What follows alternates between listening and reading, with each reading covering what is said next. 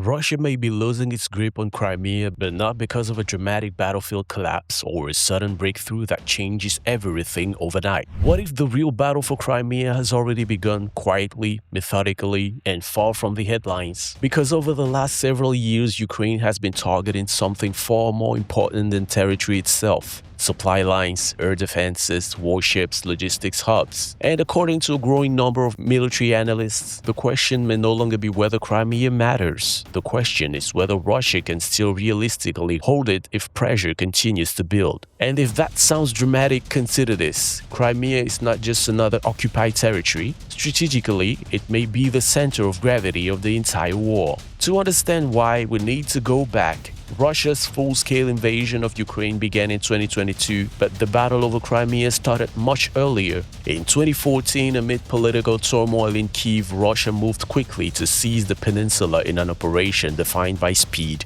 ambiguity, and surprise. Elite personnel in unmarked uniform appeared across key sites. Government buildings were secured. Infrastructure was rapidly taken over. Communication system fell under Russian control. Within weeks, Crimea had effectively shifted into Moscow's hands. From the Kremlin's perspective, this was not simply territorial expansion. Crimea solved multiple strategic problems at once. It strengthened Russia's military position in the Black Sea. It secured access to the naval base in Sevastopol. It increased Moscow's ability to project power toward the Mediterranean and the Middle East. And perhaps most importantly, it created a platform from which Russia could pressure Ukraine indefinitely. Put simply, Crimea became one of Russia's most strategically valuable military assets. Some analysts have even described it as an unsinkable aircraft carrier. But this is where the story becomes more complicated, because holding territory and securing territory are not always the same thing. When Russia launched its full-scale invasion in 2022, Crimea became a logistical backbone. Troops, fuel, missiles, ammunition, and equipment flowed through the peninsula. The Crimean Bridge became a critical supply artery connecting mainland Russia to occupied territory. Military aviation operated for Crimean airfields. Naval operations were coordinated from Sevastopol. At first glance, Crimea appeared untouchable, but Ukraine saw a vulnerability. And rather than rushing into a risk counteroffensive, Kyiv appears to have adopted a slower, more strategic approach. Instead of asking, how do we retake Crimea tomorrow? The question increasingly became, how do we make Crimea progressively harder to defend? That distinction matters, because what followed was not a single campaign, it was attrition, step by step, strike by strike. Throughout the war, Ukraine steadily expanded its ability to hit targets deep inside Crimea. Air defense systems were targeted, military depots were struck, command centers came under pressure. Warships operating from Sevastopol increasingly found themselves vulnerable to missile and drone attacks. Even the Russian Black Sea Fleet, once seen as one of Moscow's key regional advantages, was forced to adapt.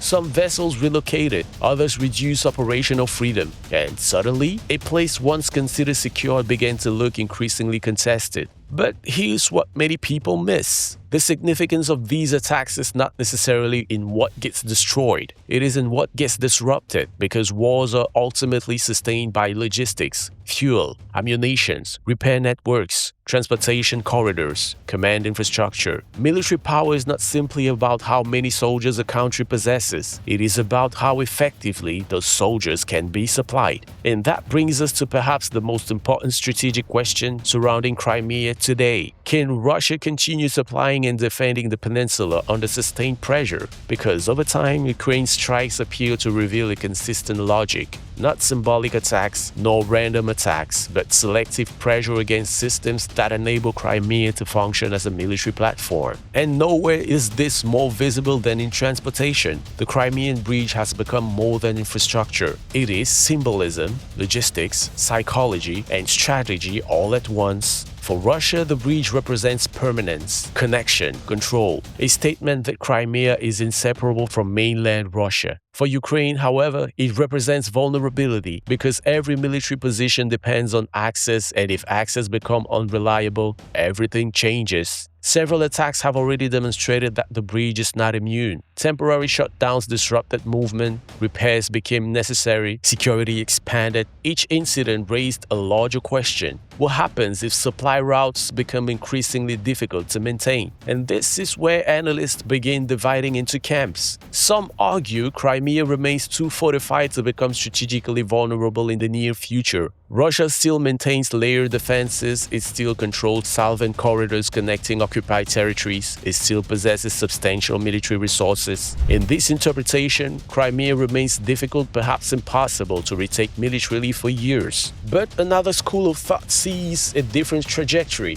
Instead of imagining a dramatic invasion of Crimea, these analysts point towards something slower: isolation, pressure, gradual degradation. The idea is relatively simple. If supply routes become strained, if military infrastructure faces constant disruption, if air defenses weaken, if logistics become slower, more expensive, and increasingly dangerous, then Crimea becomes harder to sustain. Not overnight, but progressively. And this is why recent Ukrainian operations matter, because the strategic question is no longer purely territorial, it is logistical. Every strike on depots, every disruption to transport routes, every pressure campaign against naval or aviation infrastructure contributes to a broader possibility, making Crimea increasingly costly to defend. But this creates another problem, and it is a much larger geopolitical one, because Crimea is not simply military terrain, it is politically symbolic. For the Kremlin, Crimea occupies a uniquely sensitive place. Russian political narratives have consistently framed the peninsula as historically tied to Russia. Its annexation became central to domestic political legitimacy. Any perception of weakness there carries symbolic risks far beyond the battlefield,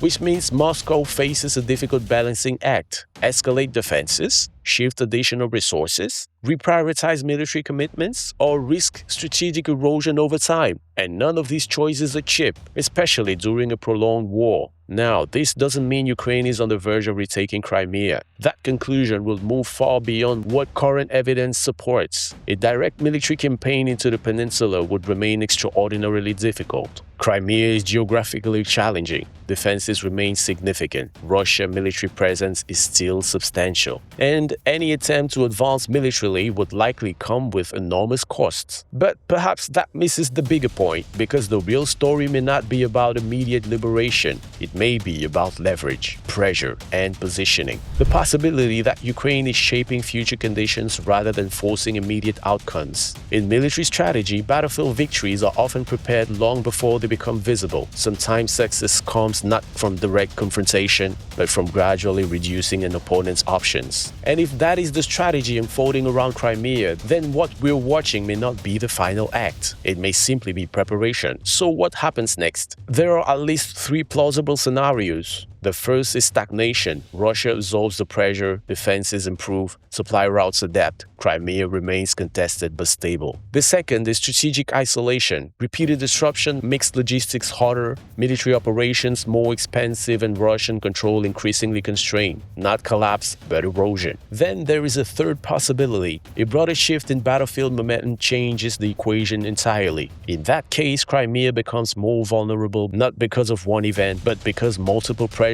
converge at once: military, economic, political, psychological. And that is precisely why Crimea matters so much. Because whoever controls it gains more than territory. They gain leverage over the Black Sea, regional influence, military positioning, and political symbolism. Which means the future of Crimea may tell us something much bigger than who controls one peninsula. It may reveal where the wider war is heading. And right now, the answer to that question remains very much unresolved.